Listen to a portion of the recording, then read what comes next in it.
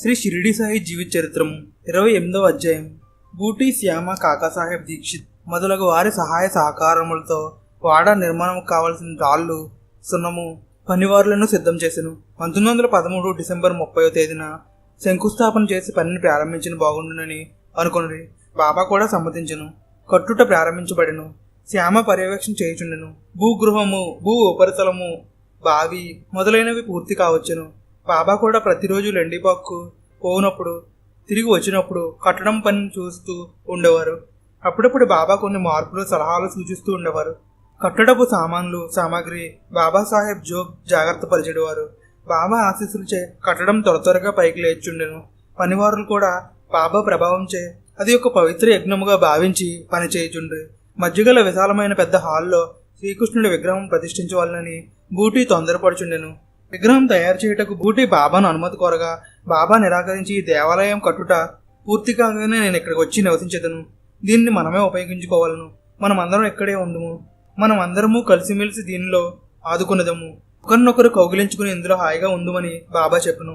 మరి ఒకసారి శ్రీకృష్ణుడి విగ్రహం కోసం ఏర్పాటు చేసిన గద్దపై బాబా తనదైన పద్ధతిలో కాలు మీద కాలు వేసుకుని కూర్చునగా మరలా బూటి కృష్ణ విగ్రహమును తయారు చేయుటకు అనుమతినిమ్మని కోరెను. నీ కృష్ణుడిని నేను కాదా, విగ్రహం ప్రతిష్ఠించి వచ్చులే, కొంతకాలం ఓర్పు వహించుము అని బాబా చెప్పాను. నిగుడముగా బాబా పలికిన ఈ మాటల అర్థము అప్పుడు ఎవరికీ తెలియదు. ఈ విధంగా బూటి నిర్మించు మందిరం క్రమక్రమంగాను త్వరగాను అభివృద్ధి చెందుతూనే ఉన్నది. బాబా తన భక్తులకు ఏదైనా విషయం చెప్పవాలన్నా దానికి సంబంధించిన ఏర్పాట్లన్నింటినీ తానే చేసేవాడు. స్వప్న రూపంలో చేసేవాడు. వారి స్వప్నములకు కాలనియమము లేదు. రహాటా నివాసి కుశాల్ చంద్ ఒకరోజు సాయంత్రం బాబా కాకాదీక్షితులు రహాటా పోయి కుశాల్ చంద్ను తీసుకురావాల్సిందిగా చెప్పాను. అతనిని చూసి చాలా రోజులు వచ్చే బాబా అతనిని తీసుకురమ్మని చెప్పాను. కాంగాన్ని తీసుకుని రహాటా వెళ్లి కుశాల్ చంద్ను బాబా యొక్క కబురు చెప్పినప్పటికీ అతడు షిరిడి వచ్చేటకు ప్రయాణమే ఉండును. మధ్యాహ్నం నిద్రించినప్పుడు బాబా కలలో కనిపించి వెంటనే షిరిడి రమ్మని చెప్పుటచే అతడు ప్రయాణంకు సిద్ధమై ఉండగా వెంటనే బయలుదేరి ఇద్దరు షిరిడీకి వచ్చి బాబా తనపై చూపి ప్రేమకు కుశాల్ చంద్ మనసు కరిగాను. బొంబాయి నివాసి పంజాబీ రామ్లాల్ ఒకరోజు బాబా ఇతనికి మహాంతు వలె కనిపించి తన వద్దకు రమ్మని చెప్పాను. కానీ అతనికి ఈ మహంత్ ఎవరో ఎక్కడుంటారో తెలియదు. ఆ సాయంత్రం అతడు వీధిలో పోచుండగా అయస్కాంతం వల్ల ఒక దుకాణంలో గల బాబా ఫోటో అతని దృష్టిని ఆకర్షించను. రాత్రి తన కళలో కనబడే మహంతు ఇతడేనని వివరములు అడిగి తెలుసుకుని షిరిడీకి చేరను. అంచుకార్యం వరకు అతడు షిరిడీలోనే ఉండును. విజయానంద్ ఇతడు మద్రాసు దేశపు సన్యాసి. మానస సరోవరము యాత్రకై బయలుదేరి మధ్యలో షిరిడీలో ఆగి కొన్ని రోజులుండెను. హరిద్వారం నుంచి వచ్చిన సోమదేవి స్వామియు అప్పుడు అతను ఉండుచే యాత్రా వివరములు అడిగి తెలుసుకున్నాను. ఆ యాత్ర చాలా కష్టమైందని విరమించుకుని బాబా వద్దకేగి సాష్టాంగ నమస్కారం చేయగా బాబా కోపగించి ఈ పనికిమాలిన సన్యాసి స్నేహం మనకు మంచిది కాదు, ఇతనిని తరిమివేయమని చెప్పాను. యాత్రకు బయలుదేరిన తరువాత కష్టమనిపించి మధ్యలోనే విరమించుకునుట ఉత్తముల స్వభావం కాదు. ప్రారంభించిన పనిని కష్టములు ఎదురైనను లెక్క చేయక పూర్తి చేయవలను. ఇదే ధీరులు ఉత్తముల లక్షణము. ఆధ్యాత్మిక విషయాలలో కూడా ఇదే వర్తించును. అందువల్లనే అతన్ని పనికిమాలిన సన్యాసి అని సంబోధించను. అతనిపై బాబా కోపగించినప్పటికీ అతనికి బాబా యందు ప్రేమ తగ్గలేదు. మసీదులో ఒక ప్రక్కన కూర్చుని అక్కడ జరుగు కార్యక్రమాలను జాగ్రత్తగా పరిశీలించను. ఉదయమున జరుగు దర్బారు సమయంలో భక్తులు కిక్కిరిది ఉండిరి. బాబాను అనేక విధాలుగా పూజించుచుండిరి. కొందరు వారి పాదాభిషేకము చేయుచుండిరి. వారి కాలి బటన్ వేలు నుండి కిందపడి తీర్థములను కొందరు త్రాగుచుండిరి. కొందరు వారి పాదములను కళ్ళకద్దు కొనుచుండిరి. కొందరు వారి పాదాభిషేక జలమును జేబులో నింపుకుని తిరిగి వెళ్ళుచున్నప్పుడు ఇండ్లకు తీసుకు వెళ్ళుచుండిరి. కొందరు మెడలోని చేతులకు చందనము పూచుండిరి. ఇంకొందరు వారి అంగిపై అత్తరును పూచుండిరి. కొందరు బాబా మెడలో పూలమాలలో వేయుచుండిరి. మరికొందరు పాదములపై పూలను జలుచుండిరి. మధ్యలో కొందరు వారికి కర్పూర హారతి ఇచ్చిచుండిరి. అప్పుడప్పుడు బాబా తలపై కనిపిని సరిచేసుకుండెను. కొందరు భక్తులు తలనిమిరి ఆశీర్వదించెను. చిన్నపిల్లలు వారికి మొక్కినప్పుడు పక్కనే గల పెద్ద సైజు బుట్టలో నుంచి దోసిన నిండా కోవా బిళ్ళలను తీసి వారికి ఇచ్చిచుండెను. మరికొందరు చిన్నపిల్లలకు తన తొడపై కూర్చోబెట్టుకుని ఆనేవారికి స్వయంగా కోవా బిళ్ళలను నోటిలో పెట్టుచుండెను.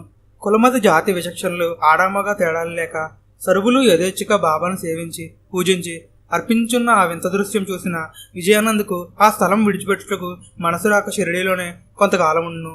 ఒకరోజు అతని తల్లికి జబ్బుగా ఉందని అతని పేరున షిరిడీకి ఉత్తరం వచ్చును. బాబాను దర్శించి ఇంటికి వెళ్ళుటకు అనుమతి కోరను. కానీ అతని జీవిత గమనము ఇంకొక విధంగా ఉండటచే బాబా అతనికి అనుమతి నిరాకరించి తల్లిని అంతగా ప్రేమించువాడవు సన్యాసం ఎందుకు తీసుకుంటువి, ఒక్కసారి కాషాయ వస్త్రములు ధరించిన పెదప ఇక దేనియందు అభిమానము చూపరాదు. ఇదే కాషాయ వస్త్రముల ప్రాధాన్యత. వాడలో పెక్కు దొంగలున్నారు. తలుపు గడి వేసుకుని జాగ్రత్తగా పడుకొనుము. దొంగలు ఉన్నదంతయు దోచుకుని పోయేదరు. ధనము ఐశ్వర్యము వల్లగనివి శాశ్వతాలు కావు. నీ పూర్వపుణ్యం ఎక్కువగుటచే నీవిక్కడికి రాగలేదువి. ఎవరు దేవుని పాదములను శరణబెడదరో వారు అన్ని కష్టముల నుంచి విముక్తి పొంది మోక్షమును పొందును. ఏ విధమైన కోరికలు లేనివాడియే భగవంతుడు పారాయణం చేయును. శ్రద్ధగా 3 సప్తాహములను చేయును. భగవంతుడు తృప్తి చెంది నీ బాధలను తొలగించునని చెప్పెను. దేవుడకు బాబా ఆదేశానుసారం విజయానందు లెండి తోటలో కూర్చుని ఏకాంతంగా 2 పారాయణములు చేయగానే అలసిపోయి 3వ దినమున బడే బాబా తొడలపై తల ఉంచి ప్రాణములు వదిలెను. అతని జీవితమును జరుగు ఈ తుదిఘట్టమును గ్రహించిన బాబా అతనిని తిరిగి ప్రాపంచిక లంపటములో పడనీయక షిరిడిలోనే పవిత్రగంధ పారాయణం చేయుచు మరణించినట్లు చేసి సద్గతి కలిగించెను. మద్రాసు భక్త సమాజం 1916లో రామదాసి పద్ధతికి చెందిన భక్త సమాజం మద్రాసు నుంచి కాశీయాత్రకు వెళుతూ మార్గ మధ్యమున బాబా పేరు విని షిరిడీకి వచ్చెను. ఈ సమాజంలో ఒక పురుషుడు, అతని భార్య, కూతురు, వదిన గారు ముఖ్య సభ్యులుగా కొద్ది రోజులు షిరిడీలోనే ఉండి ప్రతిరోజు సాయంత్రం చక్కని పారాయణంలో పాటలు, కీర్తనలు పాడేటివారు. యజమానురాలు నిర్మల ప్రేమ స్వభావం కలది. మిగిలిన 3 బాబా ఇచ్చు కానుకలందు మాత్రమే దృష్టి గలవారు. యజమానురాలికి బాబా యందు భక్తి గౌరవములు వారిని దర్శించినంతటినే ఆనంద బాష్పములు కన్నుల నుండి రాలడివి. ఆమె భక్తికి మెచ్చి ఒకనాటి ఆర్తి సమయంలో బాబా ఆమెను తన ఇష్టదైవమైన శ్రీరామునిగా దర్శనమిచ్చును. మిగిలిన 3 చెప్పగా ఆమె భయపడిందని చాదస్తమని హేళన చేసిరి. కొద్ది రోజుల తర్వాత ఆమె భర్తకు కూడా ఈ విధంగా ఒక కల వచ్చును. ఒక పెద్ద పట్టణంలో అతడుండగా అక్కడ పోలీసులు అతన్ని బంధించిరి. తాడుతో చేతులు కట్టి పంజరంలో ఉంచిరి. సాయిబాబా పంజరం దగ్గరనే నిలబడి ఉండెను. అతనప్పుడు సాయిని నీ పేరు ప్రఖ్యాతులు విని నీ పాదములు ఆశ్రయించి వచ్చి తిని నీవే స్వయంగా ఇక్కడ ఉండగా ఈ ఆపద నాకేలా కరుణని ప్రశ్నించను. నీవు చేసిన కర్మ ఫలితము నీవు అనుభవించవాలని బాబా సమాధానం ఇచ్చును. నేను తెలియక గతంలో ఏమైనా పాపములు చేసి ఉండొచ్చో నీ ఎదురుగా వాటిని ఎండుగడ్డు వలె కాల్చివేయమనను. నీకట్టి విశ్వాసం ఉన్నదా అని బాబా అడగగా అట్టి విశ్వాసం ఉందని అతడు సమాధానం ఇచ్చును. ఆయనచో కళ్ళు మూసుకోమని బాబా చెప్పను. అతడు కళ్ళు తెరిచి చూసేసరికి పోలీసులు రక్తము కారుతూ పడి ఉండ్రి. అతడు బంధ విముక్తుడయ్యను. బాబా అతడితో, ఇప్పుడు నీవు బాగుగా పట్టుబడితివి. అధికారులు వచ్చి నిన్ను బంధించెదరనను. అతనికప్పుడు నీవు తప్ప నన్ను రక్షించేవారు లేరు. ఏ విధంగా నీవే నన్ను కాపాడవాలని ప్రార్థించను. ఆయనచో మరలా కన్నులు మూయమని బాబా చెప్పగా అతను కళ్ళు మూసి తెరిచినంతలో పంజరం నుంచి విడుదలై బాబా పక్కనే ఉండును. అతడప్పుడు బాబా పాదములపై పడెను. ఇప్పుడు నువ్వు చేస్తున్న నమస్కారమునకు ఇంతకు ముందు నువ్వు చేసిన నమస్కారమునకు ఏమైనా తేడా ఉన్నదా అని బాబా అడుగుగా అతడు చెప్పలేనంత భేదమున్నదని, మొదటి నమస్కారం నీ వద్ద పైకమాసించి చేసినది, కానీ ఇప్పుడు చేయు నమస్కారం నీవు దేవుడని భావనతో భక్తితో కూడినదని చెప్పాను. ఇప్పుడు నీకు ఇంకేమైనా కోరికలు కలదాయని సాయి మరలా ప్రశ్నించను. తన గురువుకు రామదాసుని దర్శించవల్లని కోరిక కలదనను. బాబా వెనుకకు తిరిగి చూడమనగా అతడు అట్లే చేశాను. అతడికి వెనుకగా అతని గురువు రామదాసు దర్శనమిచ్చి అదృశ్యమయ్యను. అతనిలో బాబా యందు ప్రేమ కలిగి, మీరు చాలా ముసలివారుగా కనిపించున్నారే అనను. నేను ముసలివాడిన, నాతో పరిగెత్తుమని బాబా పరిగెత్తు అదృశ్యుడు అయ్యను. అతడు బాబా వెనకాలే పరుగు తీసను. అంతటిలో కళ చెదరను. అతడు నిద్ర నుంచి మేల్కొనను. ఈ కళల గురించి అతడు చాలా ఆలోచించును. మొదటి కళ ధనముపై కోరిక, బంధుహేతువు, అదే పంజరము. ధనముపై పేరాసగల వాణ్ణి ధర్మదేవత దండించును, వారే పోలీసులు. అతనికి బాబా యందు విశ్వాసం కుదిరినప్పుడు పంజరము పోయెను, అనగా పేరాస పోయెను. పేరాస లేని వారిని ధర్మదేవత కూడా ఏమీ చేయలేదు. అందువల్ల పోలీసులు కూడా పోయిచుండ్రి. బాబా పరిగెత్తి అనంతశూన్యంలో కలిసిపోయాను. అప్పుడు బాబా వెనకాలే పరుగు తీసెను. ఇది జీవాత్మ పరమాత్మను అనుసరించుట. ఈ ఒక్క కళ ద్వారా బాబా అతనికి అనేకమైన విషయములను బోధించి గ్రహించినట్లు చేసెను. అదే సద్గురువు సమర్థత. ఆ ఉదయం అతను బాబాకు నమస్కరించగా బాబా ఆశీర్వదించి 2 రూపాయలు మిఠాయిని ఇచ్చి, అల్లా నీకు మేలు చేయును, నీకు కావాల్సిన ధనము దొరుకునని ఆశీర్వదించును. బాబా ఆశీర్వాదం ప్రకారం వారి యాత్ర చక్కగా సాగెను. ఆ తర్వాత యాత్రలో వారికి ఎంతో ధనము లభించెను. ప్రతి చోట షిరిడి ప్రభువును గూర్చి కొన్ని పాటలను కట్టిపాడిరి. తిరిగి ఇంటికి ఏరిన తరువాత కూడా సాయిబాబా యొక్క ప్రచారంను బాగుగా చేసిరి. బాబా సీమోల్లంఘన. అది 1916 సంవత్సరం అక్టోబర్ నెల. ఆ రోజు విజయదశమి దసరా పండగ. ఆనవాయితీ ప్రకారం ఊళ్ళోని వారంతా జమ్మి ఆకులను తీసుకొచ్చి పెద్దలకు, గురువులకు గౌరవ సూచకంగా ప్రేమపూర్వకంగా అందిస్తున్నారు. సాయంత్రం వేళ ఊరి వారందరూ ఊరేగింపుగా ఊరి పొలిమేర వరకు వెళ్లి జమ్మి చెట్టును కొట్టి వచ్చేదరు. సరిహద్దు సీమ దాటు వరకు చేయు ఈ కార్యక్రమమును సీమోల్లంఘనము అనేదరు. ఇది ప్రతి దసరా నాడు ఆ కాలంలో చేయు ఒక సామాజిక పండుగ కార్యక్రమం. ఆనాడు కూడా గ్రామస్తులు బాబా భక్తులు అందరూ కలిసి సీమోల్లంఘన మోనార్చి తిరిగి వచ్చి ఉండగా బాబాకు ఉన్నట్టుండి తీవ్రమైన కోపం వచ్చును. కండ్లు పెద్దవై ఎర్రబడి నిప్పులు కక్కుచుండెను. బాబా శరీరమంతా వేడెక్కును. వారు తలనున్న కఫీని బారులాల్చి లంగోటీలను తీసి ముక్కలుగా చింపి దునిలో వేసిరి. అందువల్ల దునిమంట పెరిగెను. ఎర్రని దునిమంటలు వెలుగులో బాబా యొక్క దిగంబర శరీరం మెరయిచుండెను. కనుగుడ్లు అటు ఇటు తిప్పుచున్నప్పుడు కాంతివంతమైన దీపములు కదులుచుండెను. ఈ వింత దృశ్యమును చూచి జనులంతా ద్వారకామాయి ముందే ప్రోగేరి. బాబా వారి వైపునకు తిరిగి, ఇప్పుడు నన్ను సరిగ్గా చూసి హిందువుడినో ముస్లింనో చెప్పండి అని మేఘము వలె గర్జించెను.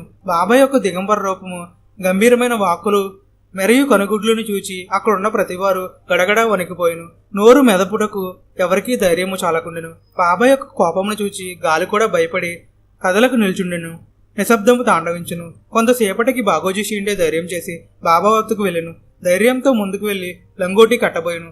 బాబా శరీరం నిప్పు కణికవలే వేడిగా ఉండెను. బాబా శరీరపు వేడిని ఎక్కువసేపు తన చేతిని తాకునట్లు ఉంచలేకపోయాను. కాలిన వస్తువును తాకినట్లుగా బాధపడుతూ మొత్తం లంగోటిని కట్టుట పూర్తి చేసిన తర్వాత ఇంకొంచెం ధైర్యంతో సీమోల్లంఘనాడు. ఇదంతయు ఏమిటి బాబా అని ప్రశ్నించును. ఈ రోజున ఆ సీమోల్లంఘనము అనుచు అదే వేగంతో నేలపై సటకాను కొట్టెను. బాగోజీ బాబాకు బారులాల్చిని తొడిగి కూర్చుండబెట్టెను. తాత్య వచ్చి బాబాకు మంచి గంధము ఒంటి నిండా పూసెను. రాత్రి 10 గంటల వరకు బాబా శాంతించలేదు. ఆఖరికి మామూలుగానే చావిడి ఉత్సవమునకు తయారయ్యను. నడుచున్నప్పుడు బాబా కుడి చేతిని ఒకసారి బాగోజీ పట్టుకొను. అప్పుడు బాబా చెయ్యి మృదువుగా చల్లగా ఉండెను. ఈనాడు నా సీమోల్లంఘన అన్న బాబా మాటలు ఆనాడు ఎవరికీ సరిగ్గా అర్థం కాలేదు. కానీ బాబా సరిగ్గా 2 సంవత్సరాల ముందుగా తన జీవిత సీమను దాటేదనని సూచించను. అది వారు సమాధానం తర్వాత గాని ఎవరూ తెలుసుకోలేకపోయారు. మానవుడు ఎన్ని పుస్తకములు చదివినా, ఎంత మంచి మాటలు విన్నా, ఎంతమంది మంచివారితో కలిసి తిరిగినా మంచి నడవడిని నేర్చుకొనుట, మంచిని ఆచరణలో పెట్ట చాలా కష్టమగును. ఇది మనిషిలో బలహీనత.